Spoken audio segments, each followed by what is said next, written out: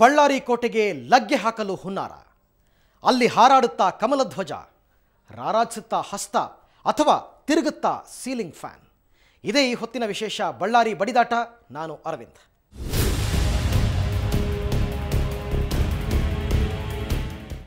ಮೂವತ್ತನೇ ತಾರೀಖಿನ ದಿನ ಬಳ್ಳಾರಿ ವಿಧಾನಸಭಾ ಕ್ಷೇತ್ರದ ಉಪಚುನಾವಣೆಗೆ ಮತದಾನ. ಇವತ್ತು ಬಹಿರಂಗ ಪ್ರಚಾರದ ಕೊನೆಯ ದಿನ. ಮತದಾರ ಪ್ರಭುವಿಗೆ ಇವತ್ತು ರಾತ್ರಿಯಿಂದ ಅಬ್ಬರಿಸಿ ಬೊಬ್ಬಿರಿಯುವ ಲೌಡ್ ಸ್ಪೀಕರ್ಗಳ ಕಾಟ ಇಲ್ಲ. ಸೈನ್ಯ ಕಟ್ಟಿಕೊಂಡು ಊರಿಗೆ ದಾಳಿ ಇಟ್ಟು ವೋಟ್ ಕೇಳುವ ಅಭ್ಯರ್ಥಿಗಳ ಕಿರಿಕಿರಿ ಇಲ್ಲ.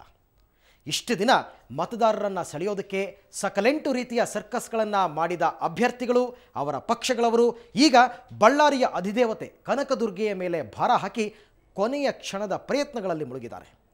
ಪಕ್ಷಾತೀತವಾಗಿ, ಜಾತ್ಯತೀತವಾಗಿ ಬಳ್ಳಾರಿಯ ಜನರಿಂದ ಪೂಜಿಸಲ್ಪಡುವ ಆ ಕನಕದುರ್ಗೆಯ ಕಥೆ ಇಲ್ಲಿದೆ.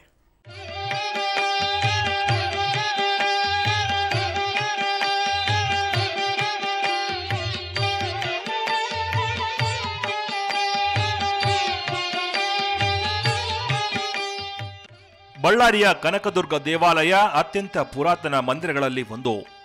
ಏನೇ ಅಂದುಕೊಂಡರೂ ದೇವಿ ಅದನ್ನ ಈಡೇರಿಸುತ್ತಾಳೆ ಅನ್ನೋ ಅಚಲ ನಂಬಿಕೆ ಬಳ್ಳಾರಿ ಜನರದ್ದು.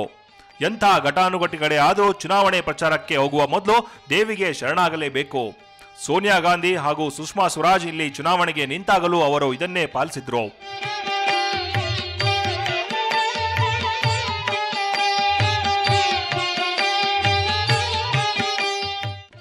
ದೇವಿಗೆ ಪೂಜೆ ಸಲ್ಲಿಸಿ ಅಲ್ಲಿಂದ ಪ್ರಚಾರ ಆರಂಭ ಮಾಡಿದರೆ ಗೆಲುವು ಶತಸಿದ್ಧ ಅನ್ನುವ ನಂಬಿಕೆ ಉಮೇದುವಾರರಲ್ಲಿದೆ. ಇದನ್ನ ಇಲ್ಲಿನ ಜನರು ಕೂಡ ನಂಬುತ್ತಾರೆ.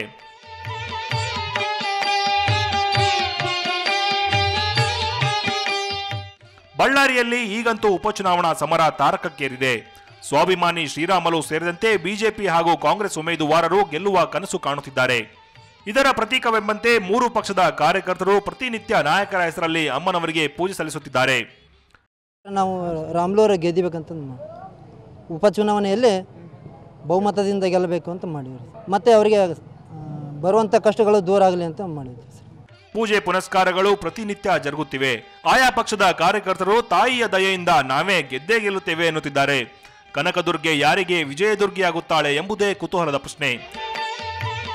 ರಂಗನಾಥ್ ಭಾರದ್ವಾಜ್ ಜೊತೆ ವೀರೇಂದ್ರ, ಸುವರ್ಣ ನ್ಯೂಸ್ 24/7 ಬಳ್ಳಾರಿ. ಬಾಟಲಿ ಹಂಚದೆ ಎಲೆಕ್ಷನ್ ಮಾಡ್ತೀನಿ ಅಂತ ಹೊರಡೋ ಅಭ್ಯರ್ಥಿಗೆ ಗೆಲ್ಲುವ ಆಸೆ ಇಲ್ಲ ಅಂತ ಅರ್ಥ. ಈ ಮಾತು ವಿಪರ್ಯಾಸವಾದರೂ ಒಪ್ಪಿಕೊಳ್ಳಬೇಕಾದ ಸತ್ಯ.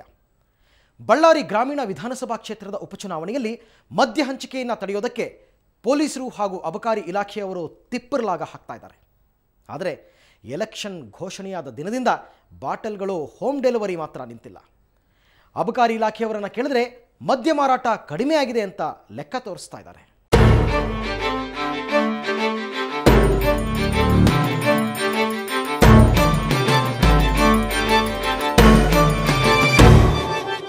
ಬಳ್ಳಾರಿ ಗ್ರಾಮಾಂತರ ವಿಧಾನಸಭಾ ಕ್ಷೇತ್ರದ ಉಪಚುನಾವಣೆ ಕಾವು ದಿನದಿಂದ ದಿನಕ್ಕೆ ಹೆಚ್ಚಾಗುತ್ತಿದೆ.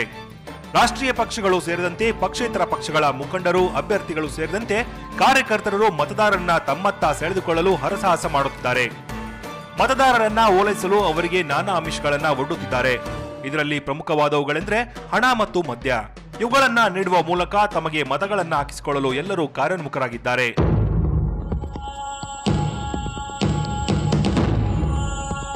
ಗ್ರಾಮಾಂತರ ಪ್ರದೇಶದಲ್ಲಿ ಹೋದರೆ ಇವತ್ತು ಓಣಿಗೆ ಒಂದು 3-4 ಮದ್ಯ ಮಾರಾಟದ ಒಂದು ಪ್ರೈವೇಟ್ ಅಂಗಡಿಗಳು ಇದಾವೆ.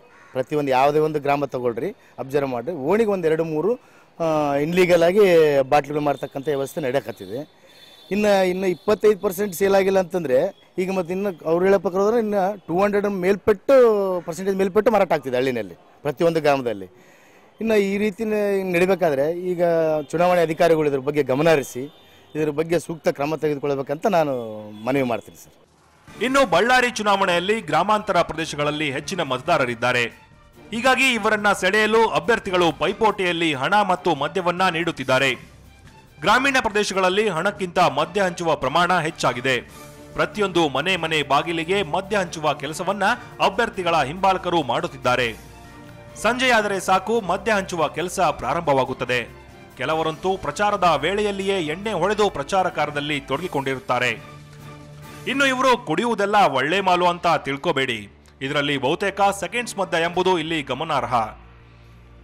ಇದೆಲ್ಲದರ ಬಗ್ಗೆ ಅಬಕಾರಿ ಹಾಗೂ ಚುನಾವಣಾ ಅಧಿಕಾರಿಗಳು ಗಮನ ಹರಿಸಬೇಕು ಅನ್ನುತ್ತಾರೆ ಸಾರ್ವಜನಿಕರು. ಮದ್ಯ ಮಾರಾಟ ಈಗಲೂ ಪ್ರತಿ ಹಳ್ಳಿಯಲ್ಲಿ ಬರೀ ಸೆಕೆಂಡ್ಸ್ ಮಾಲ್ ಮಾರಾಟ ಆಗ್ತೈತೆ.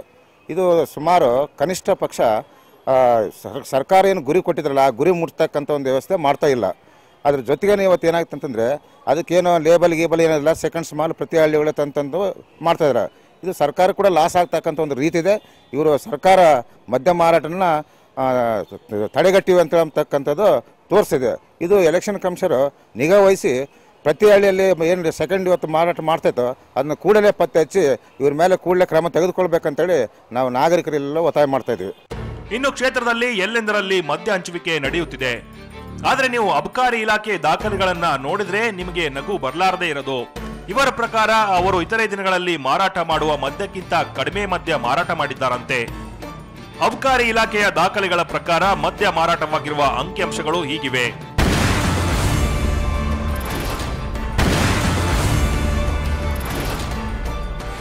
ಹೀಗೆ ಒಟ್ಟು ಗುರಿಗಿಂತ ಇನ್ನೂ ಪ್ರತಿಶತ 25% ಮಾರಾಟ ಕಡಿಮೆ ಆಗಿದೆ ಅನ್ನುವುದು ಅಬಕಾರಿ ಇಲಾಖೆಯ ಮಾಹಿತಿ.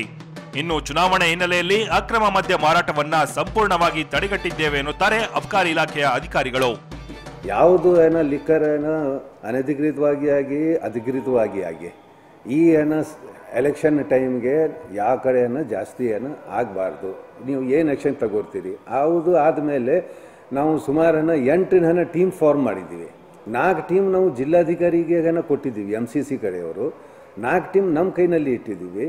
ಮತ್ತು ನಾವು KSBCL ಮತ್ತು ಅಂಗಡಿ ಕಡೆಯಿಂದ ಸುತಃ ನಾವು ಡೈಲಿ ಸೇಲ್ಸ್ ರಿಪೋರ್ಟ್ ತಗೋರ್ತಾ ಇದ್ದೀವಿ. ಯಾವ ನಾವು ಅಂಗಡಿ ಸ್ವಲ್ಪ ಸೇಲ್ ಜಾಸ್ತಿ ಆಯಿತು ಅಂದರೆ ನಾವು ಮರು ದಿವಸ ಅಲ್ಲಿ ಹೋಗಿ ತಪಾಸಣೆ ಮಾಡಿ ಅವ್ರಿಗೆ ಇದು ಮಾಡ್ತಾಯಿದ್ವಿ. ಬಟ್ ನ್ಯಾಚುರಲ್ ಸೇಲ್ ಇದೆ. ಇನ್ನು ಚುನಾವಣೆಯಲ್ಲಿ ಅಕ್ರಮ ಮದ್ಯ ಮಾರಾಟ ಹಾಗೂ ಸಾಗಾಟದ ಹಿನ್ನೆಲೆಯಲ್ಲಿ ಒಟ್ಟು 69 ಕಡೆಗಳಲ್ಲಿ ದಾಳಿ ನಡೆಸಿರುವ ಅಬಕಾರಿ ಇಲಾಖೆ ಅಧಿಕಾರಿಗಳು 14 ಜನರ ವಿರುದ್ಧ ಪ್ರಕರಣ ದಾಖಲಿಸಿ 13 ಜನರನ್ನ ಬಂಧಿಸಿ ಸಾವಿರಾರು ಮೌಲ್ಯದ ಅಕ್ರಮ ಮದ್ಯವನ್ನ ವಶಪಡಿಸಿಕೊಂಡಿದ್ದಾರೆ. ಒಟ್ನಲ್ಲಿ ಚುನಾವಣೆಯಲ್ಲಿ ಹೆಚ್ಚಿನ ಮದ್ಯ ಮಾರಾಟವಾಗುತ್ತಿದ್ದರೂ ಸಹ ಅಧಿಕಾರಿಗಳು ತಪ್ಪು ಮಾಹಿತಿ ನೀಡುತ್ತಿದ್ದಾರೆ ಎನ್ನುವುದು ಜನರ ಆರೋಪ. ಒಟ್ನಲ್ಲಿ ಬಳ್ಳಾರಿ ಉಪಚುನಾವಣೆಯಲ್ಲಿ ಮದ್ಯದ ಹೊಳೆ ಹರಿಯುತ್ತಿದ್ದರೂ ಸಹ ಅಬಕಾರಿ ಹಾಗೂ ಚುನಾವಣೆ ಅಧಿಕಾರಿಗಳು ಏನೂ ಕ್ರಮ ಕೈಗೊಳ್ಳದೆ ಸುಮ್ಮನಿದ್ದಾರೆ. ಇನ್ನು ಮುಂದಾದರೂ ಸಂಬಂಧಪಟ್ಟವರು ಇತ್ತ ಕಡೆ ಗಮನ ಹರಿಸಿ ಅಕ್ರಮ ಮದ್ಯಕ್ಕೆ ಬ್ರೇಕ್ ಹಾಕಬೇಕಿದೆ. ದೊಡ್ಡೇಶ್ ಎಲ್ಗಾರ್, ಸುವರ್ಣ ನ್ಯೂಸ್ 24/7 ಬಳ್ಳಾರಿ. ಶ್ರೀರಾಮುಲು ರಾಜೀನಾಮೆ ಕೊಡೋ ಮೂಲಕ ಸುಖಾಸುಮ್ಮನೆ ಬಳ್ಳಾರಿ ಗ್ರಾಮೀಣ ಮತಕ್ಷೇತ್ರದ ಎಲೆಕ್ಷನ್ ಹೇರಿದ್ರು ಅಂತ ಅನೇಕರು ಕೂಗಾಡ್ತಾ ಇದ್ದಾರೆ. ಆದರೆ ಕುಡುಕರಿಗೆ ಮಾತ್ರ ಈಗ ಹಬ್ಬ. ಆ ಹಬ್ಬ ಇನ್ನೆರಡು ದಿನಗಳಲ್ಲಿ ಮುಗಿದು ಹೋಗುತ್ತಲ್ಲ ಅನ್ನೋದೇ ಅವರಿಗೆ ಬೇಜಾರು. ಕುಡುಕರನ್ನು ಹೊರತುಪಡಿಸಿದರೆ ಬಳ್ಳಾರಿ ಜಿಲ್ಲಾ ಪಂಚಾಯತ್ನ BJP ಸದಸ್ಯರು ಕೂಡ ಬೇಜಾರು ಮಾಡ್ಕೊಂಡು ಕೂತಿದ್ದಾರೆ. ಯಾಕೆ ಅನ್ನೋದನ್ನು ಒಂದು ಸಣ್ಣ ಬ್ರೇಕ್ನ ನಂತರ ಹೇಳ್ತೀವಿ.